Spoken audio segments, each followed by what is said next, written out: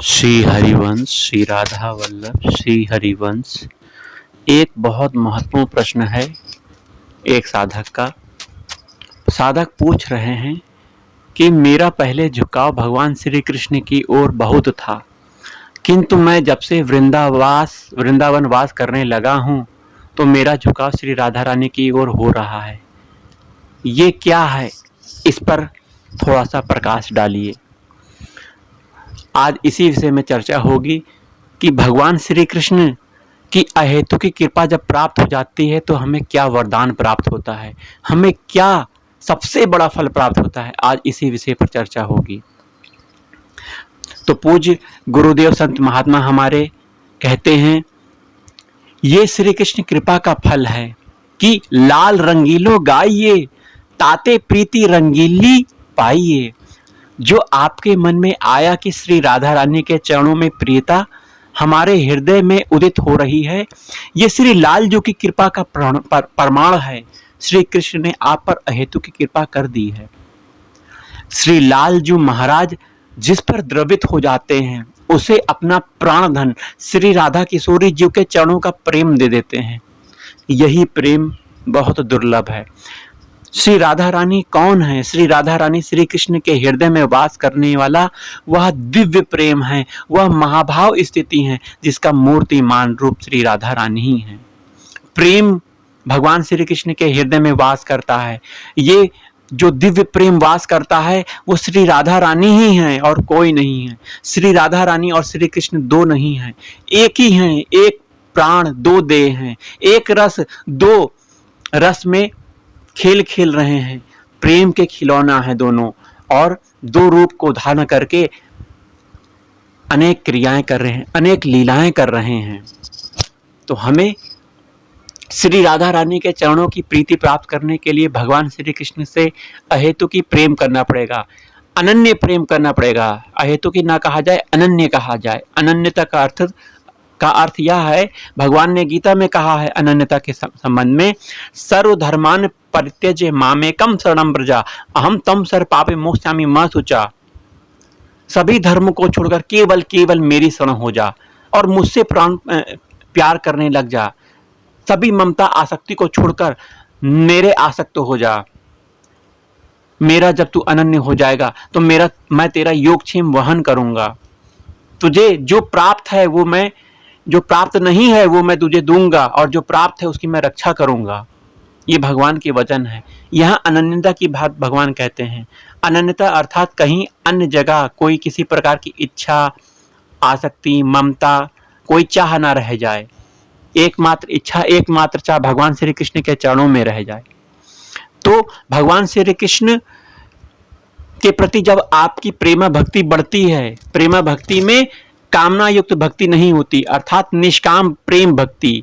इस निष्काम प्रेमा भक्ति में केवल भगवान से प्रेम किया जाता है। प्रेम का अर्थ भगवान को सुखी करना, भगवान को सुख देना, भगवान के बारे में चिंतन करना, भगवान के नाम का रटन करना, उनसे लाड लगाना, आठों पहर उनकी सेवा करना, चाहे भोजन प्रसाद के रूप में, चाहे उनको नौका विहार वन विहार के रूप में, चाहे उनको शयन कराते हुए, चाहे उनको संगीत के पद सुनाते हुए, वाणी पाठ जिसे हम कहते हैं।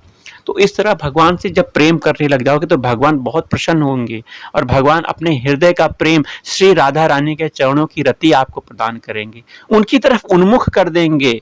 तो और राधा रानी की जब कृपा हो जाएगी तो क्या होगा? जब राधा रानी की कृपा हो जाएगी तो वृंदावन से प्रेम होने लगेगा।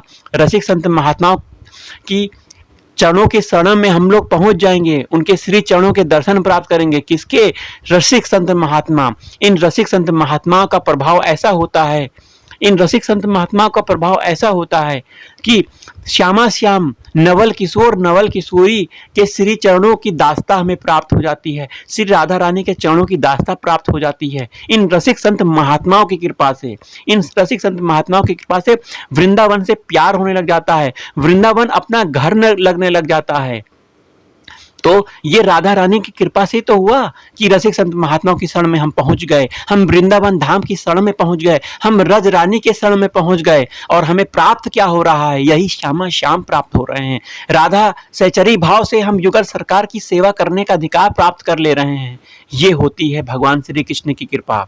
श्री कृष्ण की कृपा हुई, हमें राधा रानी मिली। राधा रानी की कृपा हुई, हमें रसिक संत महात्मा वृंदावन और वृंदावन के रज का आश्रय प्राप्त हुआ।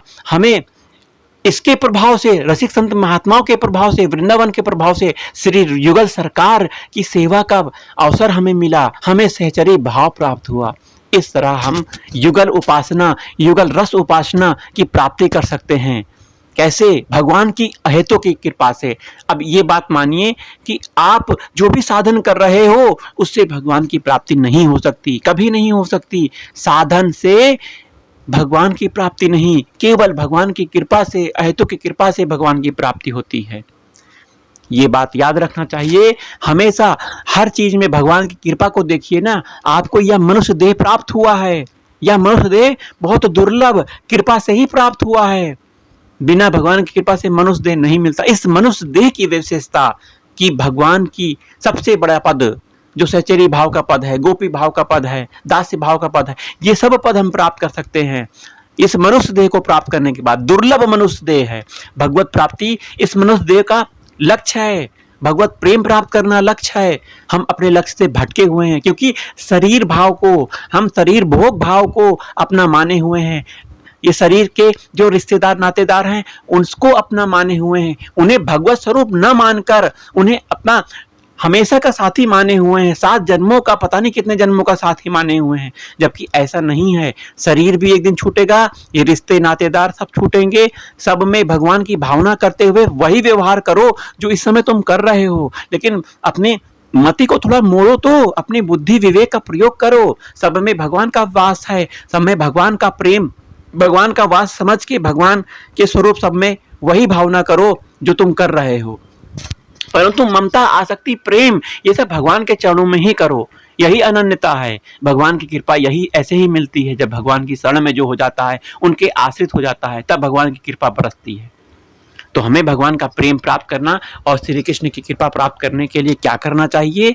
यही भगवान के शरणागत हो जाओ। सन्मुख होई जीव मोहि जबहि, जन्म कोटि अज्ञासहि तबहि। जब जीव संसार को छोड़कर, पीठ दिखाकर मेरे सन्मुख हो जाता है, मेरे शरणागत हो जाता है, मेरे आश्रित हो जाता है, तो मैं उस पर अहेतु की कृपा करके उसके सभी पापों को का नाश कर देता हूँ, जला देता हूँ और उसे अपनी प्रेमा भक्ति, अपना विशेष कृपा श्री राधा रानी के चरणों की प्रीति भी दे देता हूँ। लेकिन पात्रता होनी चाहिए। एक भजन प्यारा सा है, उनकी करुणा में कोई कमी है नहीं, उनकी करुणा में कोई कमी है नहीं, पात्रता में हमारी कमी रह गई। हमें पात्र बनना है, ये साधन करके ही। अब ये साधन है क्या? भगवान का चिंतन करना, नाम का जाप करना, उनको, उनका यश उनको सुनाना, सत्संग सुनना, संत महात्माओं की सेवा करना, धाम वास करना, वृंदावन रज का सेवन करना, ये सब साधन हैं। इन सब साधन बल से हमें भगवान की तरफ बढ़ने का, भगवान से प्रेम करने का, भगवान का चिंतन करने का हमें भगवान ही मौका दे रहे हैं। यहाँ जो भी आप कर रहे हो, आध्यात्मिक क्रियाएं कर रहे हो, ये सब भगवान के बल से हो रहा है। इसमें ये आपके अंदर अहंकार नहीं आना चाहिए कि ये मैं कर रहा हूँ। आपको ये सोचना है कि ये भगवान की कृपा से भगवान स्वयं करवा रहे हैं, वही बल दे रहे हैं। उन्हीं के बल से हम नाम जाप कर रहे हैं, सत्संग कर रहे हैं, सत्संग सुन रहे हैं, भगवान की सेवा कर रहे हैं, अष्टयाम सेवा कर रहे हैं। जो कुछ बन पड़ रहा है भगवान ही करवा रहे हैं। हम तो केवल एक कठपुतली की भांति नाच रहे हैं। तो इस तरह हमें सब प्रकार से भगवान के शरणागत हो जाना चाहिए और भगवान की कृपा हमें जरूर मिलेगी जो ऐसा करेगा। जय श्री राधा वल्लभ श्री हरिवंश, श्री वृंदावन श्री वंचन। जय जय श्यामा, जय जय श्याम, जय जय श्री वृंदावन धाम। जय जय श्यामा, जय जय श्याम, जय जय श्री वृंदावन धाम। मेरी श्यामा, मेरो श्याम, मेरो श्री वृंदावन धाम। श्री राधा श्री राधा श्री राधा।